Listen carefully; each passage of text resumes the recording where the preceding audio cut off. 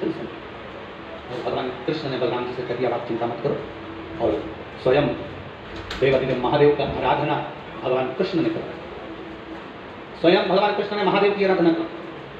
प्रश्न किया गया था जैसे राम जी रामेश्वर की स्थापना करे तब लंका पर चढ़ाई करी तब रावण मारा, क्या कंस को मारने से पहले भगवान शंकर का ध्यान, भगवान शंकर की पूजन, भगवान शंकर का स्मरण क्या भगवान कृष्ण ने किया था? क्यों नहीं करा?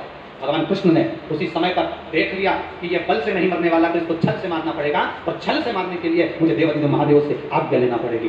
क्यों? क्योंकि देवादिदेव महादेव अगर आज्ञा करेंगे और शंकर यदि कृपा करेंगे तो ये कंस जरूर मरेगा। और उसी रंगभूमि में, उसी कंस की धरा पर, उसी कंस की भूमि पर, उसी कंस की धरा पर भगवान कृष्ण ने शंकर भगवान का स्मरण किया और शिव जी का स्मरण कर भगवान शंकर को याद किया, तो मेरे देवादिदेव महादेव रंगेश्वर महादेव के नाम से प्रकट होकर सम्मुख हो गया। बोले रंगेश्वर महादेव की।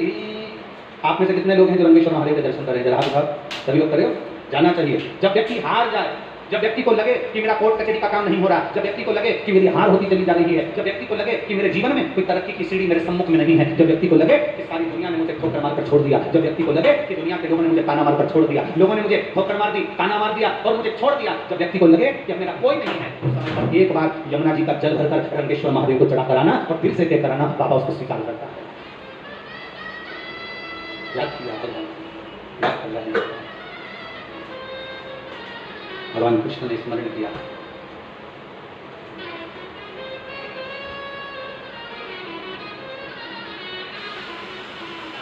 देखो ब्रज के कुछ महादेव का मंदिर, ब्रज के अंदर कुछ देवादिदेव महादेव के मंदिर, भगवान शिव का मंदिर ऐसे हैं जिस मंदिर के अंदर भी अगर हम नहीं पहुंचे, मंदिर के दरवाजे तक भी हम नहीं पहुंचे, तो हम केवल उसको हृदय से स्मरण कर लेते हैं तो महादेव हमारे ऊपर कृपा जरूर बरसा देते हैं। ऐसे मंदिर भी इस ब्रज धरा पर विराजमान। उसमें से एक है रंगेश्वर महादेव। कौन सा महादेव है? जम के जरा बोलो, रंगेश्वर महादेव। उसमें से एक रंगेश्वर महादेव। हम तो यहाँ तक लोगों से कहते हैं, आप लोगों ने अगर पूर्व में कथा सुनी हो तो हमने कई बार कथाओं के माध्यम से वर्णन किया, यदि कोई प्रॉपर्टी का झगड़ा चल रहा है, कोई अदालत में पति पत्नी का झगड़ा चल रहा है, भाई भाई का झगड़ा चल रहा है, कोई नातेदार रिश्तेदार के माध्यम से कोई गलत तरीके से किसी ने अगर कोई केस लगा दिया, कोई प्रशासनिक कार्रवाई चल रही है, तो शिव महापुराण में हमने पहले भी वर्णन किया, आज फिर कहते हैं, एक बेलपत्र, एक शमी पत्र, एक दुर्वा और एक कनेर का पुष्प। मुख से बोलिए, एक बेलपत्र, एक शमी पत्र, एक दुर्वा, एक कनेर का पुष्प और एक अक्षत आखा। इनको रखकर रंगेश्वर महादेव, कुंदकेश्वर महादेव और चंपेश्वर महादेव, इन तीनों का स्मरण कर जब हम बेलपत्री के पेड़ के नीचे मट्टी का ढेला बनाकर, मट्टी का पार्थिव शिवलिंग बनाकर उसी पर ये समर्पित कर देते हैं और उसी शिवलिंग को दीप दिखाने के बाद में उसी शिवलिंग का विसर्जन कर ये चढ़ी हुई बेलपत्र, शमी पत्र, दुर्वा, कनेर का पुष्प, अक्षत का दाना, इसको हम लेकर वापिस सजाएं और कैसा भी प्रशासनिक तकलीफ चल रही हो, लगभग 20 दिन इंतजार करना, 21वें और 22वें दिन बाबा चाहेगा तो निर्णय आपको पक्ष में दिया है, निश्चित का। रंगेश्वर महादेव विजेता का प्रतीक है। Fit 360. Simple parking since 2009.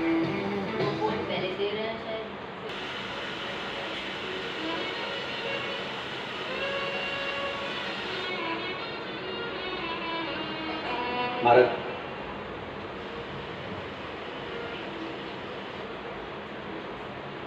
कल हमको माननीय कमल जी ने बहुत बहुत साधुवाद देंगे और सौरभ जी को हम धन्यवाद देंगे।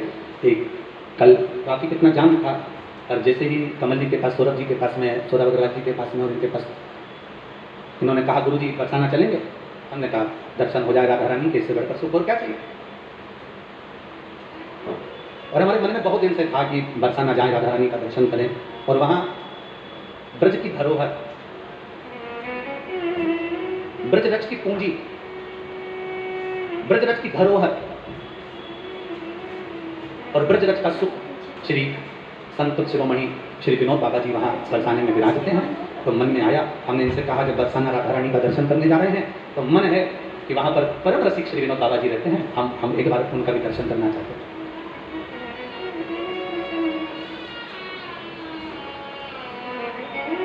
जब पहुँचे राधा रानी का भी दर्शन हो गया, विनोद बाबा जी से भी मिलना हुआ, उनका दर्शन हुआ।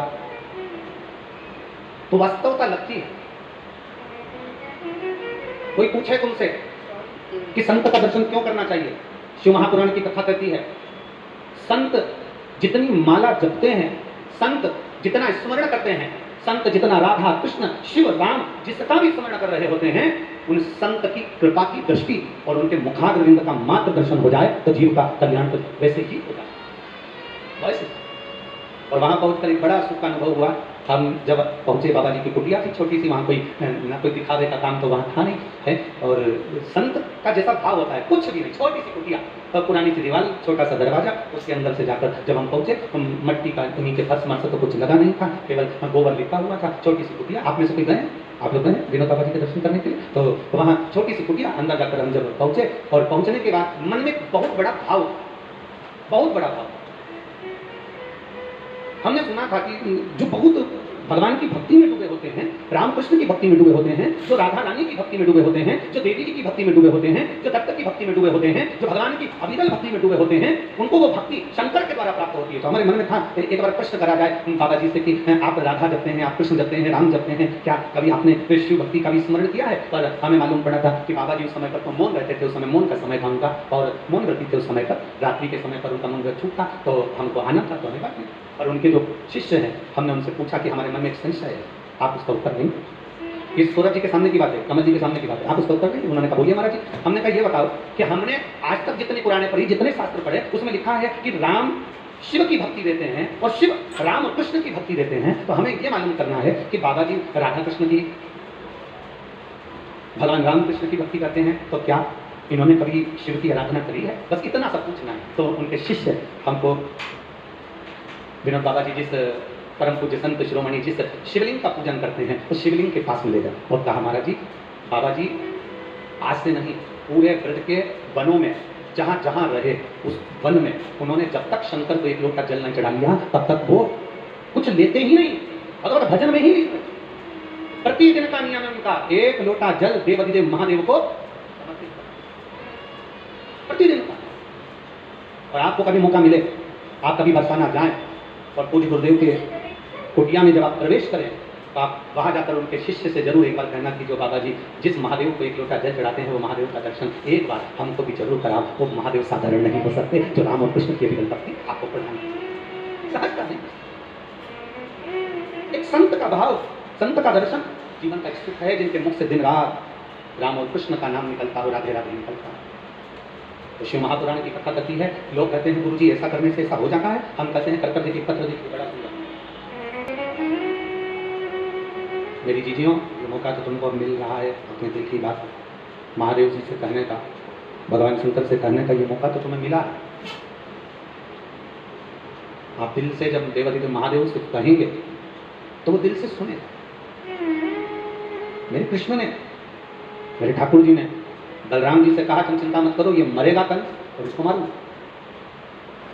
ये मरेगा।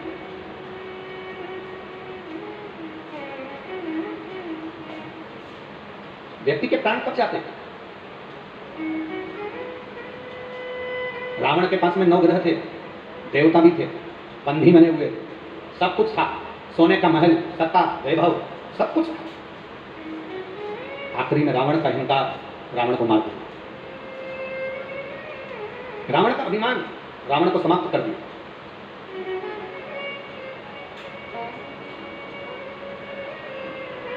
पक्षी को पंख बहुत ऊपर तक ले जाते हैं,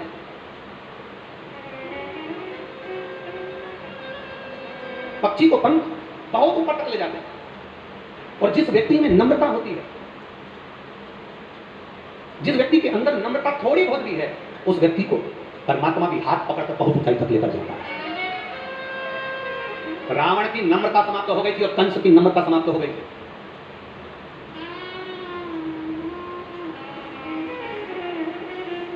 रावण की भी नम्रता समाप्त हो गई थी और कंस की भी नम्रता समाप्त हो गई थी। रावण जब माता सीता के सामने पहुंचा था तो जानकर रावण कहता था कि तू मेरी हो जा और मुझे अपना बना लो। नम्रता समाप्त हुई, मंदोदरी ने समझाया रावण को, मंदोदरी ने रावण को समझाया तुम मानो। मंदोदरी रावण से कहती है तुम जानकी जी को पहचान लो, ये कोई साधारण नारी नहीं है, ये देवी है, लक्ष्मी है, राम नारायण है, उनको पहचानो। और रावण मंदोदरी के ऊपर क्रोध कर दिया, अपनी नम्रता को, अपने व्यवहार को भूल गया रावण, और अपनी ही धर्मपत्नी को अपशब्द रावण ने कहना चालू कर दिया, अपनी धर्मपत्नी को ताना देना चालू कर दिया, अपनी धर्मपत्नी को अपशब्द कहना प्रारंभ कर दिया। शिव महापुराण की कथा कहती है, जब धर्मपत्नी हर जगह पर गलत नहीं करती, जब कभी धर्मपत्नी भी आपको अगर मार्ग प्रशस्त करे तो या तो फर्ज बनता है कि उसकी बातों को सुने, धारण करें। जरूरी नहीं कि वो आपके लिए कुछ गलत सोचेगी ना, कुछ श्रेष्ठता भी वो आपके लिए रखेगी।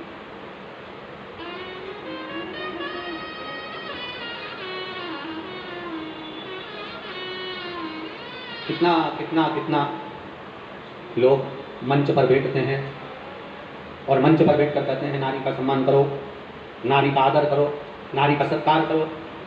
जो कहते हैं हम उनसे भी कहते हैं कि एक बार अपनी चित्तवृत्ति से अपने घर की नारी का भी आदर होना चाहिए, अपने घर की नारी का भी सम्मान होना चाहिए, अपने घर की नारी का भी आदर पूर्ण होना चाहिए, बहुत जरूरी है। नम्रता रावण भूल गया था। जैसे मंदोदरी ने रावण को समझाया था, कुब्जा जब भगवान कृष्ण ने कुब्जा को पूरा ठीक कर दिया, कुब्जा का शरीर पूरा ठीक कर दिया, कुब्जा पूरी ठीक हो गई, कुब्जा पूरी अच्छी हो गई, जब कुब्जा पूर्ण तरह से ठीक हो गई, तब भगवान कृष्ण ने जब कुब्जा को पूरी तरह से ठीक कर दिया, तब कुब्जा सबसे पहले दौड़कर कंस के महल में गई। जब बलराम जी भगवान कृष्ण से कह रहे थे कि ये कंस नहीं मर रहा।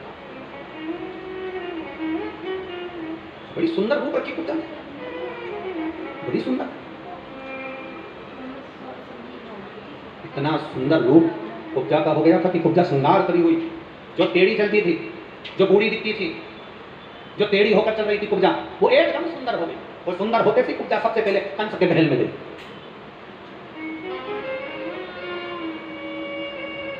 और कुब्जा कंस के महल में पहुंचते से राजा कंस को चिल्लाती हुई जा रही है, महाराज की जय हो, महाराज की जय हो, महाराज की जय हो।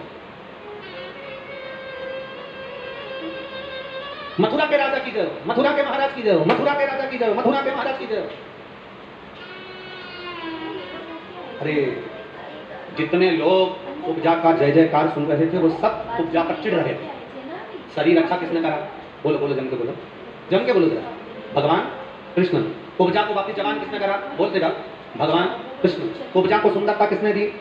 भगवान कृष्ण ने। अब कुब्जा जय जयकार किसकी कर रही है? अरे बोलो तो जम के। कंस क्या बोली? महाराज की जय हो, मथुरा नरेश की जय हो, मथुराधिपति की जय हो, मथुरा के राजा की जय हो।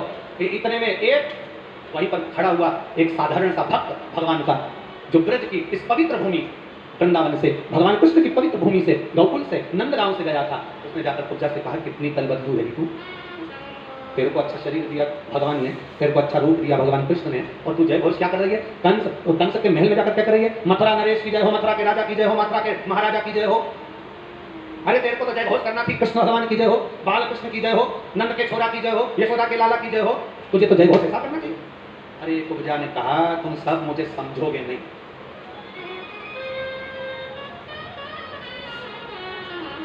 तुम सब समझने वाले नहीं हो। कुब्जा कहने लगी, मैं राजा कंस के महल में राजा का जयकारा नहीं कर रही हूँ, कंस का। मैं तो जो नया राजा बनने वाला है, जय घोष उसका कर रही हूँ। मैं क्या इसका जय घोष करूंगी? चुनाव का समय चल रहा है, झंडा किसी का भी लेकर चलते हैं लोग, और किसी का भी झंडा लेकर चलो मना नहीं है। और आखिरी में इतना अंदाजा जरूर लगाकर रखना अपने को कि सनातन धर्म को ठेस ना पहुंचे, बस इतना अंदाजा अपनी बुद्धि और अपने चित्त में लगाकर चलना। सनातन धर्म को ठेस ना पहुंचे, चिल्ला रहे राजा की जय हो, मथुरा नरेश की जय हो, मथुराधिपति की जय हो, मथुरा के राजा की जय हो, मथुरा के महाराजा की जय हो, चिल्ला रहे मथुरा नरेश की जय हो। परंतु यहाँ कुब्जा ने कंस का नाम नहीं लिया। हमेशा रोज बोलती थी कंस महाराज की जय हो, मथुरा के राजा कंस की जय हो। आज कंस ने बोला, कुब्जा ने आज मथुरा नरेश की जय हो, मथुरा के राजा की जय हो। अब कंस के पास पहुंची तो कंस ने कहा, इतनी सुंदर स्त्री, इतनी सुंदर नारी, ये कौन है? तो इतने में किसी ने कहा, ये कुब्जा है, कुब्जा। तो क्या ये तो टेढ़ी थी, सीधी कैसे हो गई? किसी ने कहा, महाराज दीवार पे कील को ठोको ना, जो दीवार पे कील को ठोकते हैं तो कील टेढ़ी हो जाती है। और कील कब तक टेढ़ी है? जब तक वो सही जगह नहीं ठुकी। दो ईंट के बीच में एक दर होती है और वो प्लास्टर से छुपी होती है, पुट्टी लगी होती है। ठोकने वाला यहाँ कील ठोक कर देखता है, टेढ़ी हो गई, यहाँ ठोक कर देखा, टेढ़ी हो गई। कील को तीसरी जगह ठोक कर देखा, दो ईंट के बीच में सरम दर में जब कील लगती है तो कील टेढ़ी नहीं होती, पूरी की पूरी समाहित हो जाती है। कुब्जा अभी तक टेढ़ी थी, ये कुब्जा अभी तक टेढ़ी थी, अब ये कुब्जा टेढ़ी तो थी पर अब कुब्जा सही जगह पर जाकर झुक चुकी है, सही जगह पर जाकर उसका माथा रगड़ चुका है, सही जगह पर जाकर उसका शीश झुक चुका है, सही जगह पर पहुंच चुकी है, इसलिए ये कुब्जा अब सीधी हो गई है। कहाँ गई थी ये? भगवान कृष्ण के शरणार्थ। महाराज की जो कंस ने पूछा तेरी कुब्जा चंदन लाइए मेरा,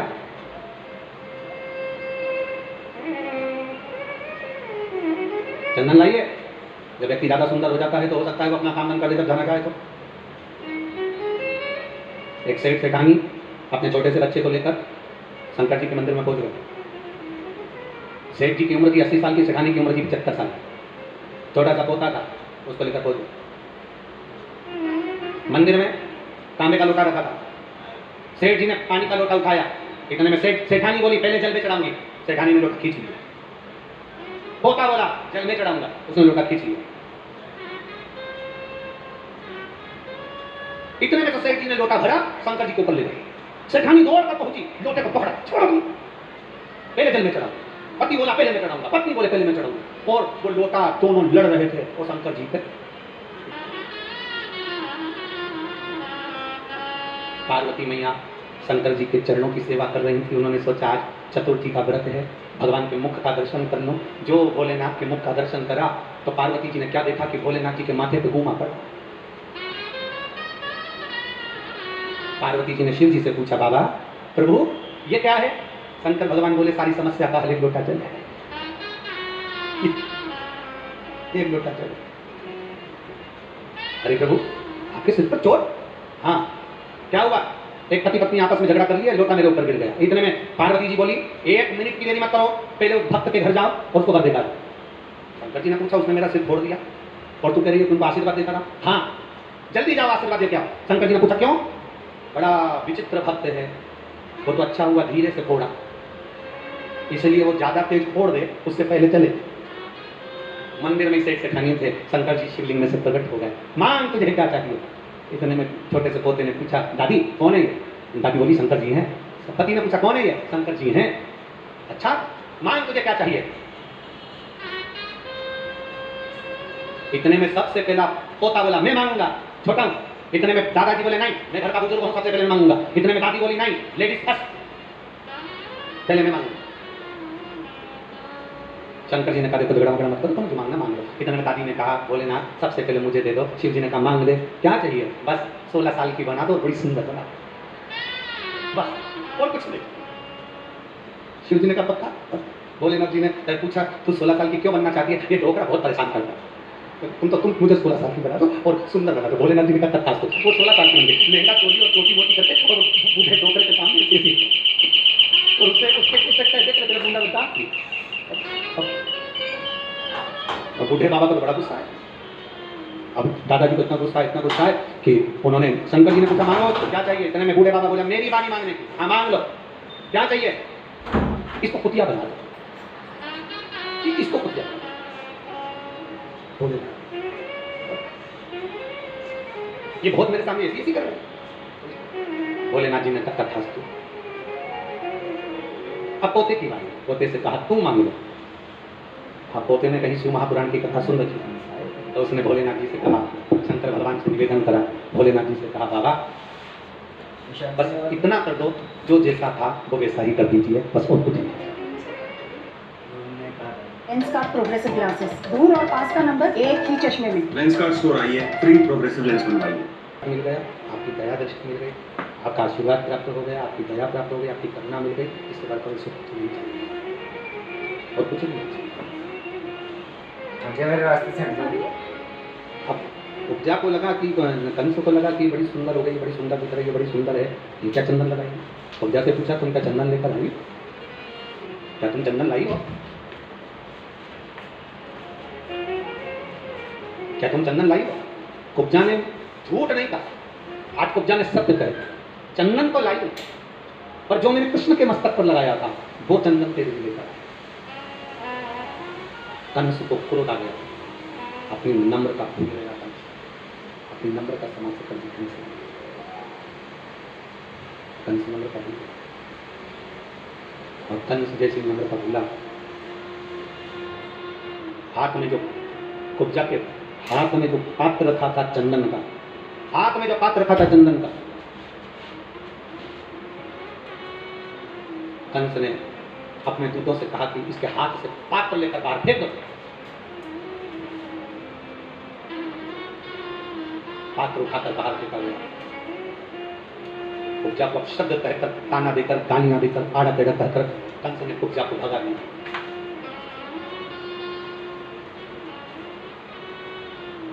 कंस कहता है, तुम मुझे जानती नहीं कुब्जा, मुझे पहचानती नहीं। ये रंग महल मेरा, राज्य मेरा, नगर मेरा, राजपाट मेरा, तो मुझे जानती नहीं है। कुब्जा ने कहा, बस महाराज तैयारी करो, जैसे भगवान के सिर पर लगे हुए चंदन को तुमने कुचला है, वो कृष्ण भी आएगा और तुमको कुचल कर जाएगा, निश्चितता है। तैयारी करो। भगवान कृष्ण ने ध्यान लगाया शिव जी का। भगवान देवादिदेव महादेव प्रकट हुए, शंकर का शिवलिंग प्रकट हुआ, स्वयं भू शिवलिंग प्रकट हुआ। रंगेश्वर महादेव के रूप में रंग महल के नजदीक में प्रकट होते हैं तो रंगेश्वर महादेव कहला गए। कह दिया भगवान शंकर ने, कृष्ण चिंता ना करो, जाओ, तुम्हारे चंदन का अपमान करा है।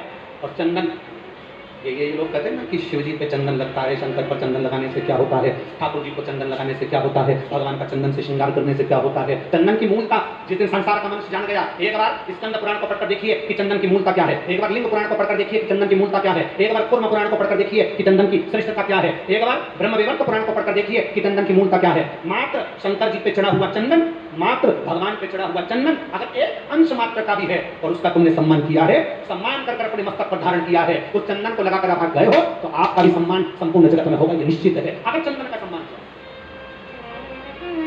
अब आज के जमाने में चंदन तो गायब हो गया, अष्टगन चालू हो गया। क्या चालू हुआ? अरे बोलो बोलो, जम के बोलेगा। अष्टगन, चंदन, पहले चंदन घिसते थे और घिस के फिर चंदन को देवादिदेव महादेव को लेपन किया जाता था, भगवान का श्रृंगार किया जाता था, भगवान के श्रृंगार का आनंद खाया जाता था। भगवान शिव की आराधना कर भगवान कृष्ण चले और मेरे ठाकुर जी उस रंग महल पर जाकर तुरंत सिंहासन पर चढ़कर कंस भागा।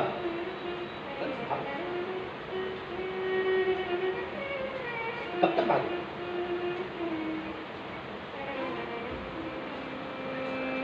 कितनी भी बादाम खाओ, कितने भी रसगुल्ले खाओ, कितनी भी बादाम, काजू, पिस्ता, कुछ भी खाओ, चाहे कितना भी ब्यूटी पार्लर में जाके तैयार हो जाओ, तो भी तुम भगवान को धोखा नहीं दे सकते। मौत तो साथ ताले में आ जाती है तो वो आती जरूर। उससे कितना भागोगे? कब तक भागोगे? कहां कहां भागोगे? कहां जाओगे? कहां भागोगे? मौत आएगी जरूर। बस इतना याद रखना कि मृत्यु तो सबकी आना, मौत सबकी आना है, प्राण सबके जाना है, समय सबका आना है, सबके प्राण जाएंगे, सबकी मृत्यु होगी। और एक बात का स्मरण अपने अंदर रखना कि अंत समय में उस परमात्मा को याद करते रहना।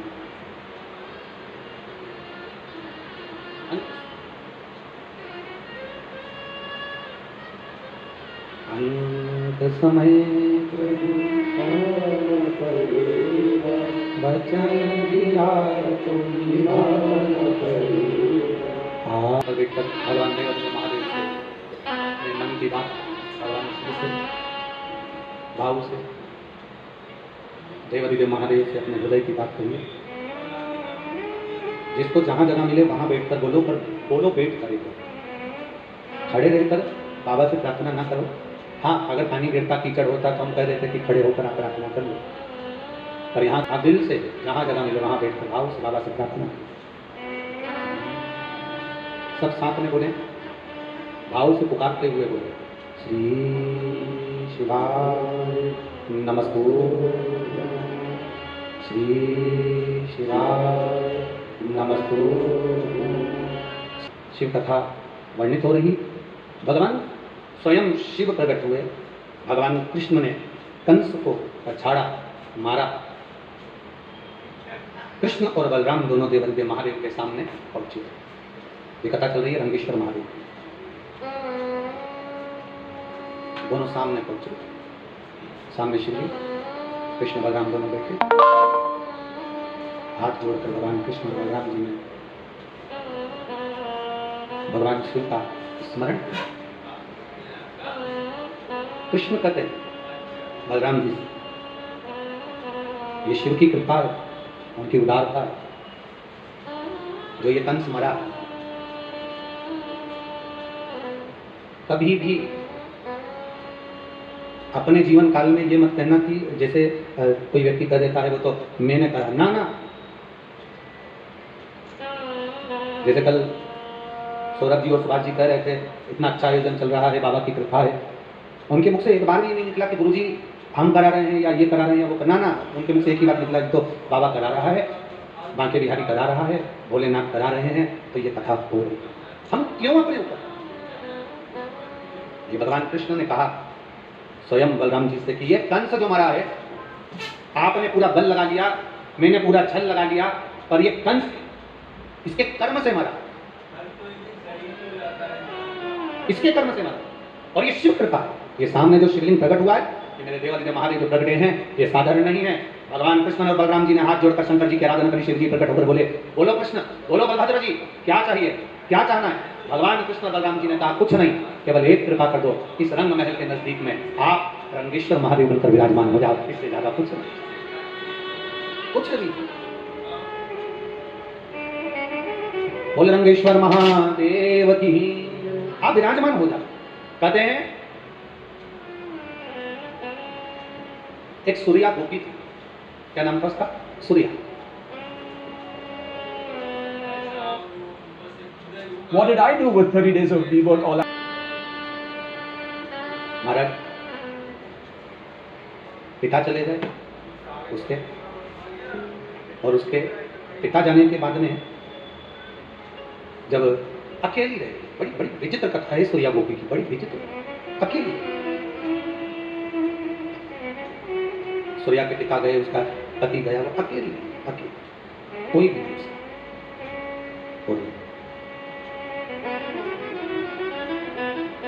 एक बार सूर्या ने विचार करा कि मैं अकेली हूं और लोग मेरा मुख देखना पसंद नहीं करते, लोग मेरे ऊपर अपशब्द कहते हैं, ताने देते हैं, आड़ा खड़ा कहते हैं। ऐसे कई संवाद हमारे जीवन में आते हैं। एक किसी ने प्रश्न किया था कि गुरुजी ये बताओ, क्या जिस स्त्री का पति अगर चले जाए मान लो, तो क्या वो पाशुपति व्रत नहीं कर सकती? क्या वो 16 सोमवार के व्रत नहीं कर सकती? क्या वो भगवान शंकर के सोमवार का व्रत नहीं कर सकती? क्या वो एकादशी प्रदोष का व्रत नहीं कर सकती? अब इसमें स्त्री की क्या गलती है? अगर पति चला गया या पत्नी पहले चली गई तो पति की क्या गलती है? ये तो मानव की देह है, जितना जिसका लिखा कराया है वो समय पर जाएगा और आएगा, ये उसके हाथ में है, आपके और हमारे हाथ में नहीं है। जन्म, मरण और परण, विवाह, एक जन्म, एक मृत्यु और एक विवाह, ये तीन मेरे देवादिदेव महादेव के हाथ में है। किसको कब देना है ये उसके खाते में, ये उसके खाते में। एक पत्र आया है, उस पत्र में एक बहन ने लिखा, देखिए पूरी किताब हम रहेंगे उसका फल। मेरे बाबा दया करना, मेरे भरोसे, और कोई हमारा सहारा नहीं, तेरे सहारे, तेरे भरोसे। शिव कथा, बाबा का संवाद करा, रंगेश्वर के रूप में भगवान विराजमान हुए। आगे का जो संवाद कहा है, भगवान शंकर का विवाह जो पार्वती जी के साथ में हुआ है, शिव जी के पुत्र शरणानंद कार्तिकेय गंगा जी के जल से प्रकट हो गए। कृतिकाओं ने उनको पाला, और कृतिकाओं ने पाला इसलिए उनका नाम कार्तिकेय हुआ। 6 पुत्र थे, अलग अलग थे। कृतिका ने देखा कि इन 6 को दूध पिलाना रहता है तो वो एक साथ दूध पीते हैं, रोते हैं तो एक साथ रोते हैं, क्या करा जाए? कृतिकाओं ने गंगा जी का जल हाथ में लिया, और कृतिकाओं ने गंगा जल हाथ में लेकर उसी समय पर 6 पुत्रों पर छोड़ा।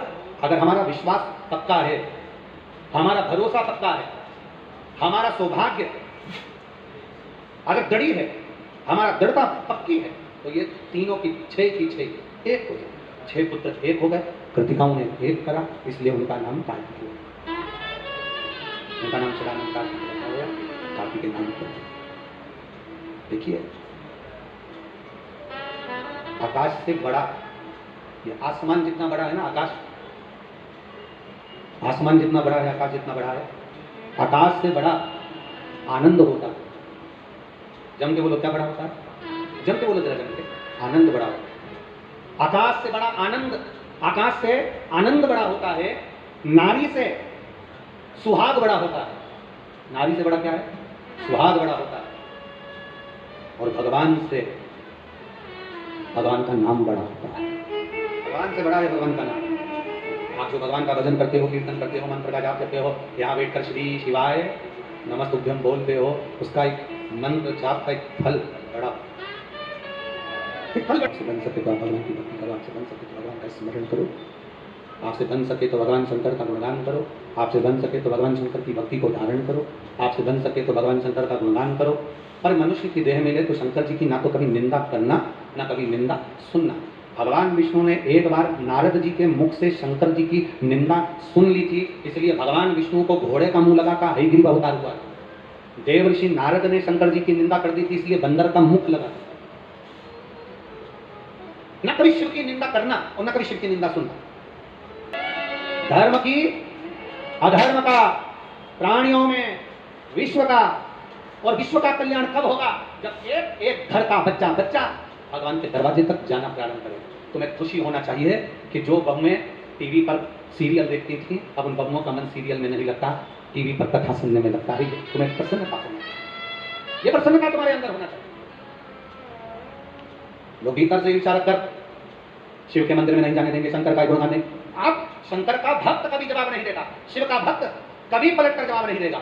और जो शंकर है, जो शिव है, वो घड़ी है, प्रकाशदर्शी, कैलाशी, अविनाशी है, जवाब वो देगा, जवाब वो भक्त जवाब नहीं। पार्वती जी ने कह दिया इसके हृदय में, सुनो बाण नहीं लगना चाहिए, ये मेरा भक्त है, शिव का भक्त है।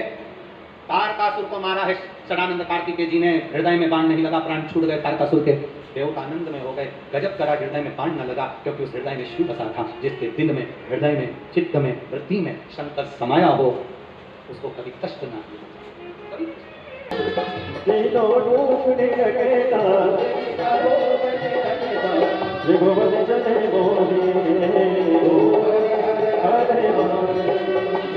अक्षय